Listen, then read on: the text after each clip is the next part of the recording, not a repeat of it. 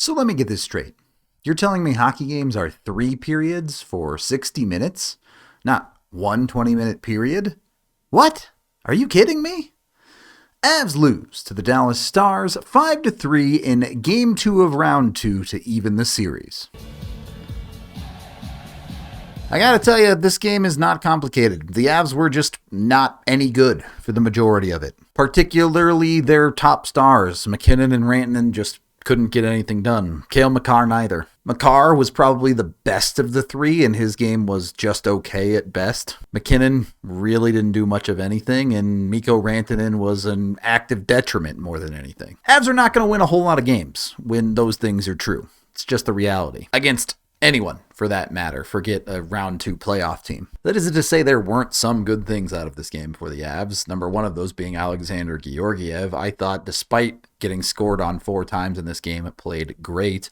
It was entirely the team in front of him letting him down this time. And that's super encouraging because if you get Georgiev continuing to play well, you're not going to hold the Avs top guys off the score sheet all that often. And the good news here for this poor play from the Avalanche is that Dallas deserves some credit. They played a good game. They won the hockey game. They deserved it. But a lot of the Avs' top line was them limiting themselves, them making mistakes, not even mistakes that Dallas forced them to make, but just entirely on their own. When it comes to this game, the Avs were bad. No two ways around it. It sucked. That's just true. When you look at the bigger picture, though, I'm not particularly worried about this problem continuing. The first period was just regular kind of bad for Colorado. Nothing too egregious except for some stupid penalties. And of course, those penalties do cost the Avs. Avs on the penalty kill, a loose puck is going to come out in the slot, and their Avs are going to lose this battle. You have 2 Avs in there battling for it against a guy who has fallen down in Heiskanen, and they lose the battle. They just aren't able to figure it out. You even get a third Av in there, and they're still not able to do anything effective with this puck. So Dallas is able to maintain possession, and, well, when you give multiple chances on a power play, bad things happen.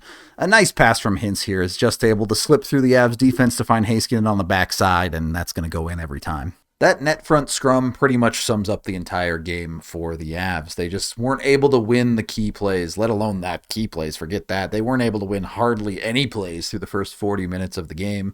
They were getting outworked, and their execution was extremely poor. The execution I can forgive somewhat. Certainly, if this was a regular season game, I would look at that, say, hey, they didn't have it tonight. It's okay. Move on. But this is not a regular season game. This is the playoffs where you need to bring your best. It's hard not to look at this, and we don't know the future. Maybe the Avs go on to win this series, and it's not a big deal. But maybe they go on to lose it, and you look at that game, and you really felt like the Avs cost themselves. But as I said, a 1-0 period, not that big a deal, especially on the road. You feel okay. The problem is the Avs just never got it into gear, and the second period was a straight-up disaster. You almost immediately give up a goal in the second period with disastrously bad defensive coverage. Avs' forecheck pressure is entirely ineffective here, but that's not that big of a deal. You have Cogliano hustling back.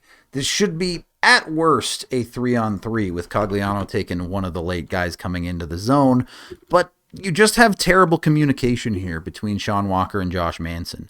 Manson does get beat up the ice. It's not great, but they need to be communicating which one of them is taking the puck carrier and which one of them is taking the extra man. They don't communicate at all. They both take the puck carrier, which leaves Cogliano in this tough spot where he feels like he needs to take the second man and not the trailer coming in late, which opens up Dallas options immensely because you just have an open guy now. And once the puck goes up high to the trailer, Cogliano's never going to get back and do anything effective. And to make matters worse, there's no chance for the Avs to recover because Sean Walker just falls over. So you now have someone on the back post completely wide open, and that is exactly how you don't defend that play. It was a tough night for Sean Walker. Really struggled on the defensive side of the puck. I get it. There's probably some growing pains there and a guy still getting into the Avs system and getting used to playing with those guys, but you have to talk to your D partner. You can't both end up taking the same guy. Cogs is just hung out to dry there. He has to defend the guy that isn't covered, and that leaves no one to cover the top of the ice.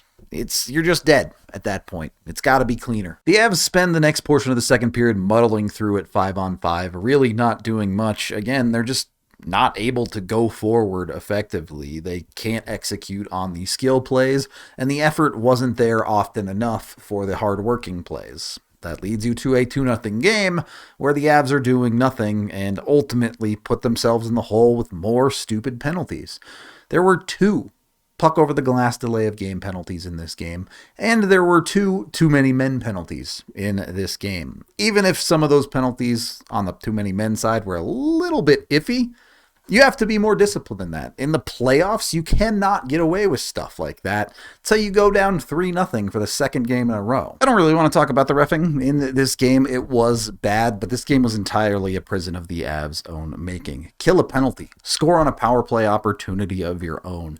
If a couple of bad calls is enough to make you completely shut down for 2 periods, you're not going to go very far. Bad luck happens in bad situations. Dallas gets the zone on this power play. A stick that gets knocked out of a hand has to go and get recovered, giving space to Dallas, and then that is followed up by that same stick getting in the shooting lane effectively. The puck ramps up and off it. The redirection is essentially unstoppable, and it's in your net.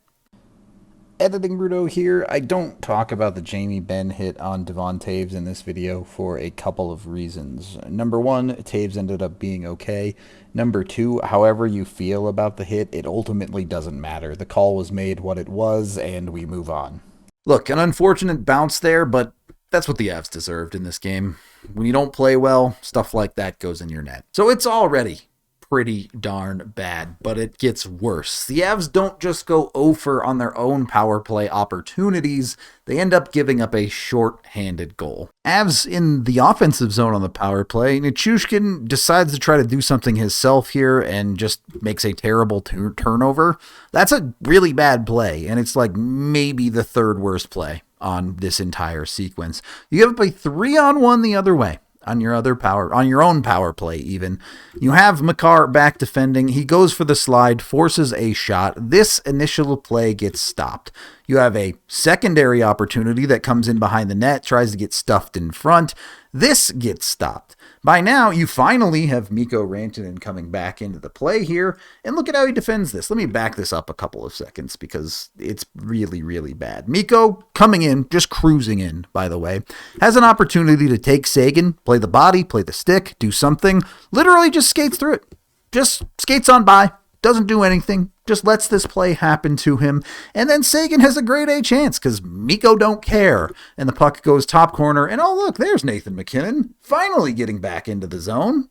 That play right there is entirely unacceptable from everyone on the ice, really, but especially from Mikko Rantanen and Nathan MacKinnon. Nathan MacKinnon isn't even in the zone, isn't even coming back to help defend, and Mikko Rantanen is just chilling, just cruising through, doesn't try to make a play on Seguin, just does whatever he wants. You cannot tell me that those 2 players were thinking they were going to win this game at that point.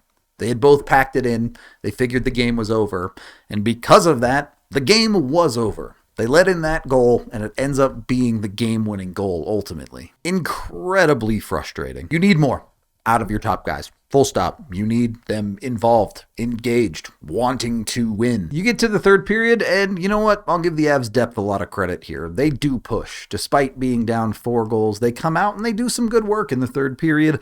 They get rewarded with a goal early for that. The initial part of this play is ugly. Despite getting the zone, a bad pass through from Kiviranta means the Avs lose possession. That's what it looked like pretty much all night for the Avs, but they're able to stick with this one at least. Go get that puck. You get a shot coming in from out high. The rebound squirts free, and Kiviranta has positioned himself well net front to have that opportunity to cut honestly either way. He just has the good position on Suter here, and he's able to get to this puck first and tap it in. A fun story, Kiviranta scoring a goal on his old team. I didn't really think much more of it than that, but then the Avs get a second depth goal. Dallas wins an ozone faceoff, but the Avs are able to block a shot. Unfortunately, it breaks Brandon Duhaime's stick, but Cogliano charges through, forces a turnover, and gets the Avs going the right direction. He's able to get into the zone and pull up here, and we see one of the very few good offensive passes from Colorado come through. Duhaime went to the bench, got himself a stick, and comes flying into the zone from there.